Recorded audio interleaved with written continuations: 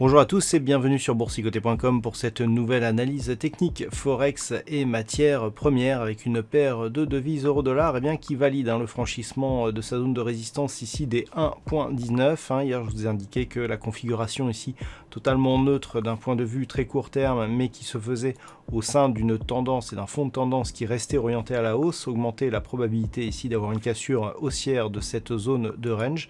Et bien c'est ce que l'on a eu aujourd'hui, donc dans une poursuite où le dollar continue à s'affaiblir, et bien la paire de devises euro-dollar a donc validé la rupture ici de sa zone de résistance. Donc nous sommes ici sur une dynamique de continuation d'une tendance qui était déjà haussière.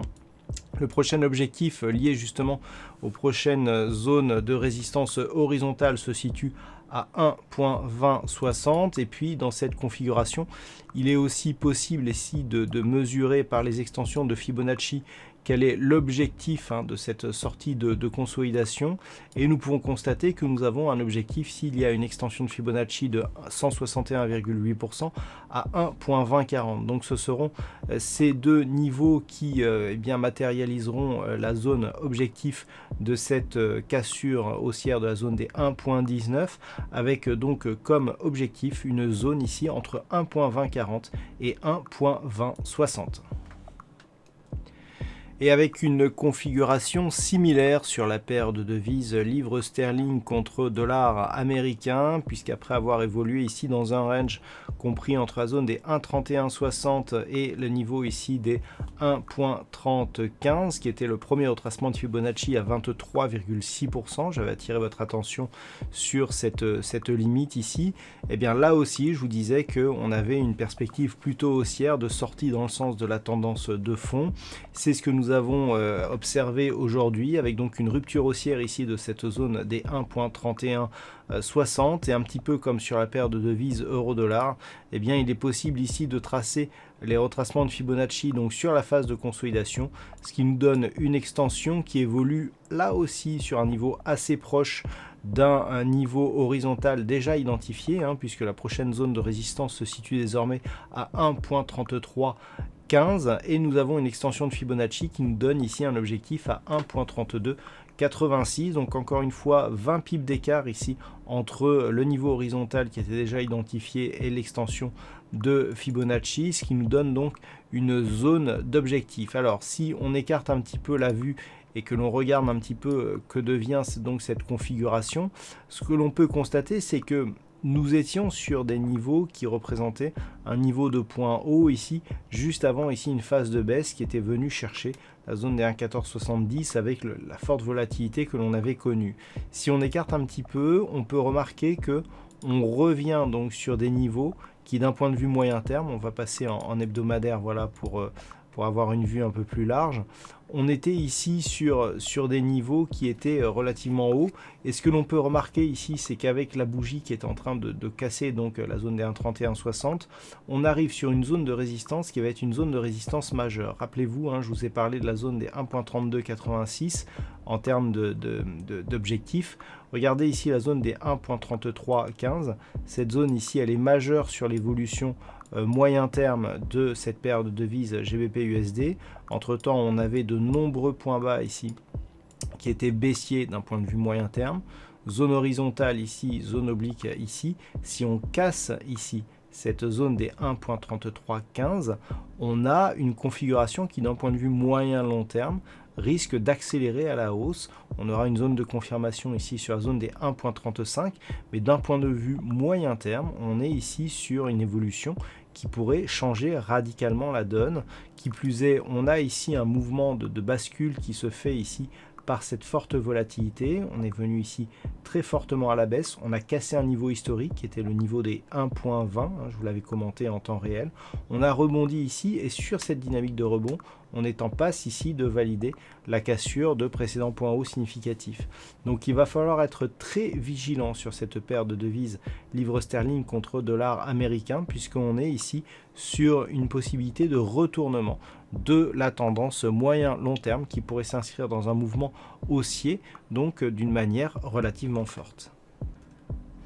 Et puis sur l'or, eh bien, nous avons toujours une poursuite de mouvements haussiers. Hier, on observait justement la cassure ici de cette moyenne mobile 20 exponentielle qui avait donné lieu à un retour ici sous contact de cette zone de bande de Bollinger supérieure et de la zone des 1980 $ l'once qui était donc en objectif.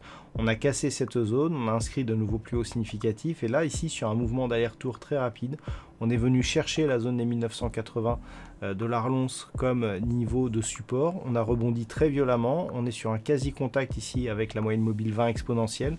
Donc clairement, tous les marqueurs ici sont présents pour signaler une dynamique haussière qui pourrait se renforcer et dont l'objectif se situe désormais, tant que la zone des 1980 $ l'once n'est pas cassée à la baisse, sur un retour ici sur la zone des 2070 $ l'once, qui est donc un niveau très proche du record historique de l'or qui avait été touché ici sur cette cotation du début du mois d'août, c'est-à-dire il y a un peu plus d'une semaine, avec donc un retour possible ici sur cette zone, avec en cas de cassure eh bien l'inscription de nouveaux plus hauts historiques sur le métal jaune.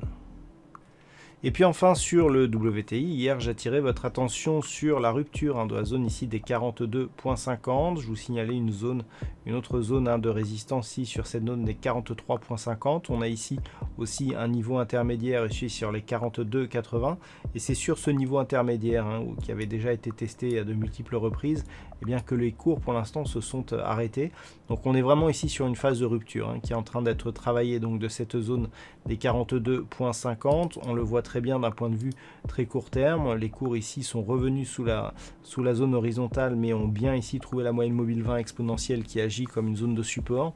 Donc malgré le retour ici sous cette zone, on est plutôt toujours sur une dynamique de poursuite du mouvement. Si on valide ici une poursuite, là on voit qu'on est en train de travailler encore la zone des 42,80. Si on arrive à casser ici cette zone de point haut proche des 43,50 $ le baril, eh bien le WTI validera son objectif de poursuite en direction ici des 51 $ le baril, avec là aussi en termes de configuration moyen terme, eh bien un retournement qui serait totalement validé. On avait commencé ici une accélération sur la rupture de cette zone des 51 $ le baril, avec donc cette fameuse phase ici de cotation où certains contrats futurs avaient connu des cotations négatives. On avait connu un fort rebond technique dans un premier temps qui s'était stabilisé. Là, si on repasse ici, si on confirme la cassure des 42,50, on ouvre une perspective de retour ici sur la zone des 51 $ le baril, qui était une zone de support majeur sur une cotation moyen terme antérieure. Donc à surveiller vraiment, cette cassure ici des 42,50. Si on revient en unité de temps H4, on peut constater qu'elle est travaillée de plus en plus souvent et d'une manière de plus en plus agressive. Donc on devrait aboutir ici à une rupture de celle-ci et donc valider l'objectif des 51 $ le baril sur une rupture ici des 43,50 $ le baril. Voilà donc ce que l'on peut dire sur cette analyse technique Forex et matières premières. Passez une bonne soirée et on se retrouve dès demain pour d'autres analyses techniques, toujours sur le site boursicoté.com.